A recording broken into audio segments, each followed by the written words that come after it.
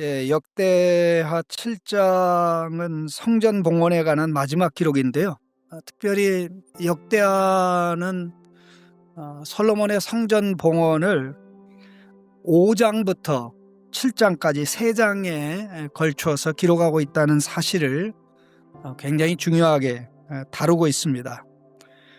특별히 그 가운데 이제 성전 봉헌식 할 때 영광의 구름이 임한 것을 열왕기 8장에는 딱 한 번만 기록하고 있는데 역대기는 이미 2번에 걸쳐서 기록을 하고 있습니다. 그리고 그 첫 번째 언급이 5장 13절 14절에 나옵니다.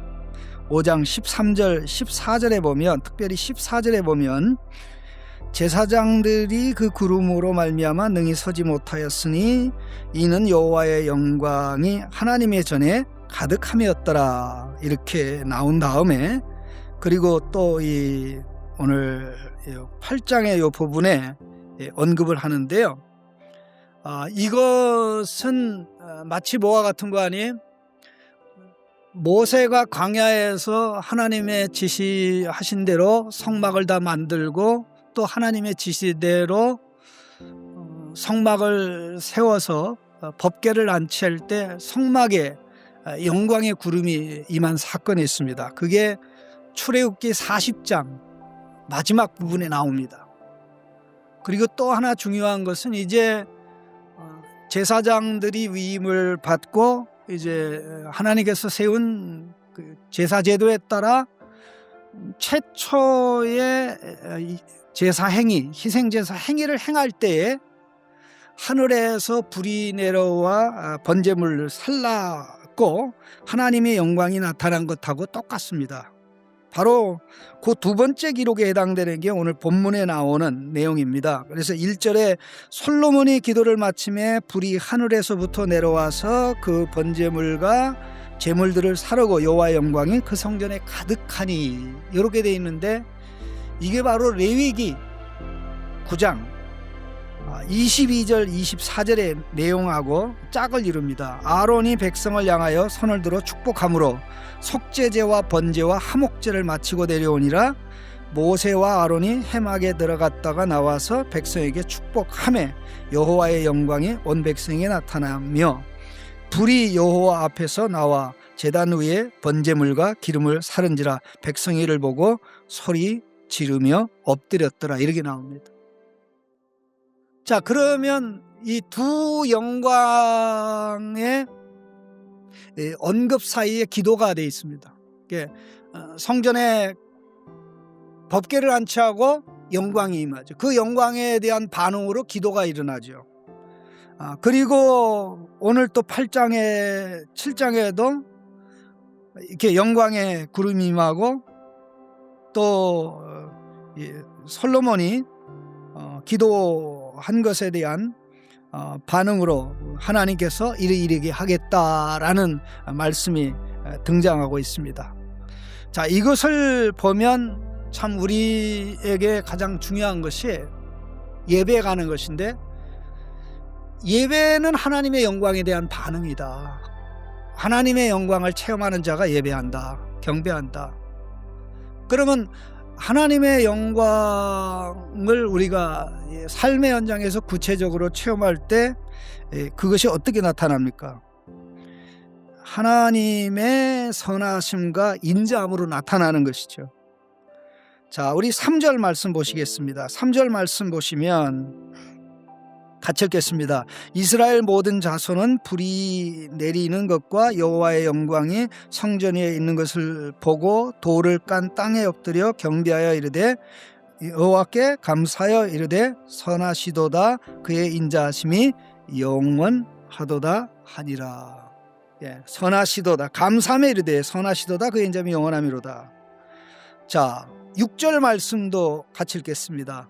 그때 제사장들은 직분대로 모셔섰고 레위 사람도 여호와의 악기를 가지고 섰으니 이 악기는 전에 다윗 왕이 레위 사람들에게 여호와께 감사하게 하려고 만들어서 여호와의 인자하심을, 이 영원함을 찬송하게 하던 것이라. 제사장들은 무리 앞에서 나팔을 불고 온 이스라엘은 서 있더라. 자, 그러면 이 여기 다윗 왕이 레위 사람들에게 여호와께 감사하려고 만들어서 여호와의 인자하심이 영원함을 찬송하게 하려 하던 것이라. 이것은 다윗 왕이 법궤를 예루살렘에 준비된 장소에 안치할 때부터입니다. 그러면 그때부터 솔로몬의 성전이 여기까지 하나님 앞에서 드리는 찬양과 경배의 핵심적인 내용이 하나님의 선하심과 인자함에 대한 반응입니다. 자, 우리가 예배를 생각할 때 예배는 감사다. 무슨 내용에 대한 감사인가? 하나님의 선하심과 인자함을 우리가 생활 속에서 체험하고 경험한 것에 대한 감사죠. 그렇다면 현장에서는 하나님의 인자와 선하심을 경험하고 그 경험의 결과를 하나님 앞에 나와서 드리는 것이 예배죠. 그러면 예배는 하나님의 인자하심과 선하심을 경험하는 현장에서 당연히 일어날 수밖에 없죠. 그 현장에서 개인적으로 예배드리는 성도들이 또 이제 함께 모여서 하나님 앞에 거기에 대한 감사와 찬양의 영광과 존귀를 올려 드리는 거죠. 시편 23편의 마지막 내용이 우리 뭔지 잘 아시지 않습니까? 여호와의 인자하심이 정녕 나를 따르리니 내가 여호와의 집에 영원히 살리로다. 어떤 그 히브리어 본문에는 내가 여호와의 전으로 돌아가리로다. 삶의 현장에서 하나님의 인자함과 긍휼을 경험하니까 하나님의 백성이 함께 모여서 예배할 때 빠질 수가 없는 거죠. 예배 안 드릴 수가 없는 거죠. 그래서 우리가 다른 건 몰라도 우리가 항상 이 하나님의 선하심으로, 하나님의 인자하심으로 배부른, 집에서도 직장에서도 자연 속 숲속에 들어가서도 이것을 경험하는, 우리의 마음이 하나님의 선하심과 인자함으로 배부를 때 어떤 욕심이 우리를 침범하지 못합니다. 탐욕이 우리를 잘못된 방향으로 쓰러지게 만들지를 못합니다. 자, 이 부분과 관련해서 이제 하나 더 추가적으로 말씀드리고 싶은데요. 8절 말씀입니다. 8절. 8절, 9절 우리 같이 읽겠습니다. 그때 솔로몬이 7일 동안 절기를 지켰는데 하마더기에서부터 애굽강까지의 온 이스라엘의 심히 큰 회중이 모여 그와 함께 하였더니 8절 여덟째 날에 무리가 한 성회를 여니라.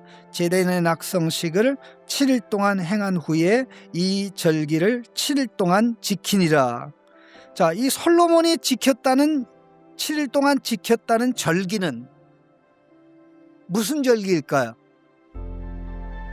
그가 지켰다는 절기는 7일 동안 진행된 성전 봉헌식이 아닙니다. 왜요? 9절에 뭐라고 되어 있습니까? 제단의 낙성식을 7일 동안 행한 후 이 절기를 7일 동안 지키니라 이렇게 되어 있지 않습니까? 그러면 이 절기가 어떤 절기냐면요,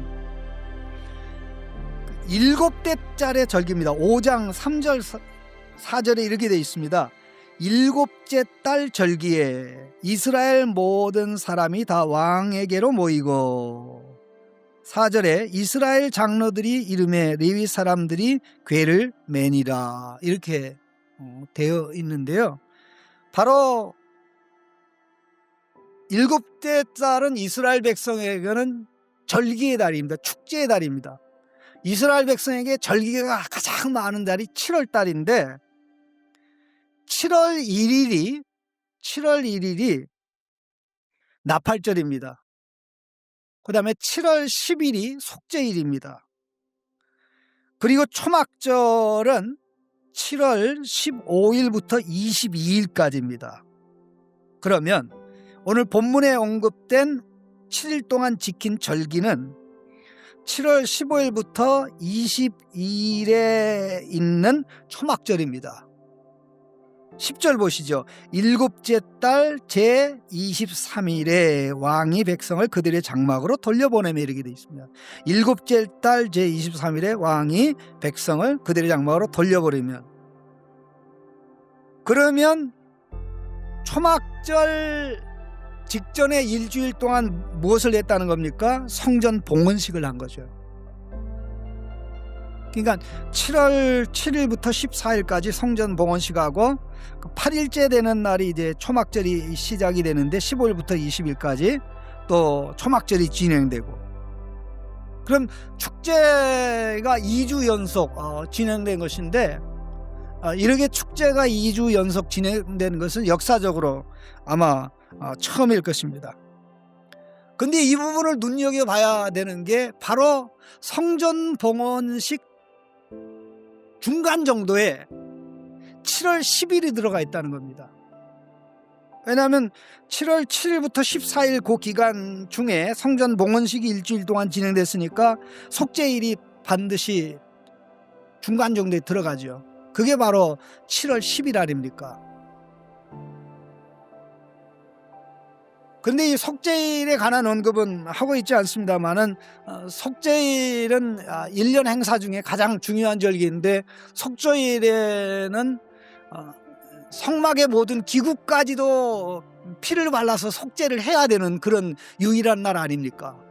근데 솔로몬 성전에 세워져서 정말 하나님께 드려지는 그때에 그 성전의 기구들도 또 속죄일에 속죄를 돼야 됐다, 속죄의 대상이 돼야 됐다 하는 이것을 생각하면, 결국 성전을 성전되게 하고 거룩하게 하는 것은 언약의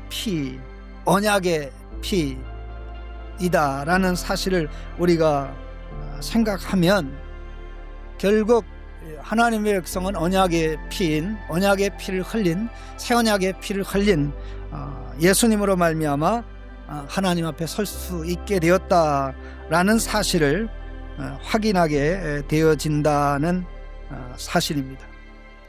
그리고 하나 더 말씀을 드리고 싶다면, 이 성전과 하나님의 백성은 아주 밀접하게 관련이 되어 있는데, 하나님의 백성은 우리 하나님의 이름으로 불립니다. 7장 14절에 내 이름으로 일컫는 내 백성이, 하나님의 이름으로 불리는 자가 하나님 백성이죠. 그러면 성전은 뭡니까? 하나님께서 당신의 이름을 두신 곳이죠. 그래서 이름이라는 단어로 성전과 하나님의 백성이 연결이 되는데, 그러면 하나님의 이름이 빛나기 위해서 뭘 해야 됩니까? 성전에 와서 기도하는 거죠. 성전을 향해서 기도하는 거죠. 그럼 성전에서 혹은 성전을 향해서 기도할 때 가장 중요한 내용이 뭡니까? 하나님의 인자심과 긍휼을 체험하였으니 이에 대한 감사로 하나님의 말씀에, 언약의 법도에 순종하는 삶이죠. 삶의 현장에서 순종해 나갈 때 하나님의 영광이 드러나고 나타나는 것인데, 자, 이 하나님 백성의 하드웨어가 건물이라고 하면, 성전이라고 하면, 하나님 백성의 소프트웨어에 해당되는 게 뭡니까? 자, 컴퓨터를 샀어요. 컴퓨터를 샀습니다. 그런데 사다 놓고 가만히 집에다 신주처럼 모셔놓으면 그 컴퓨터가 일해요, 안 해요? 저 바보가 그렇게 하는 거죠. 아무것도 못합니다. 소프트웨어를 깔아야 돼요. 소프트웨어를 깔아야 됩니다. 앞으로 시간이 좀 있어, 앞으로 제가 볼 때 한 10년 이내에 양자 컴퓨터가 아마 개인용으로도 보급될 가능성이 있어요. 양자 컴퓨터 정도가 나오면요, 지금 현재 우리가 하는 컴퓨터는 완전히 꼬물도 그런 꼬물이 없어요. 모든 면에서. 근데 거의 우리 일반 개인은 뭐 양자 컴퓨터를 사용할 이유는 없는데 엄청나게 많이 있는 데이터를 나눠야 되는 그러한 경우에는 그런 것이 필요합니다만은, 이 하나님 백성에게 하드웨어가 구약에서 백성, 이게 솔로몬이 성전을 지은 거라면 그 소프트웨어에 해당되는 게 언약의 말씀대로 살아가는 거예요. 소프트웨어가 제대로 작동하지 않으면 그 건물은 쓸모가 없다. 하나님께서 솔로몬의 기도에 응답하시면서 사실 솔로몬이 좀 듣기 싫은 말씀을 하셨습니다.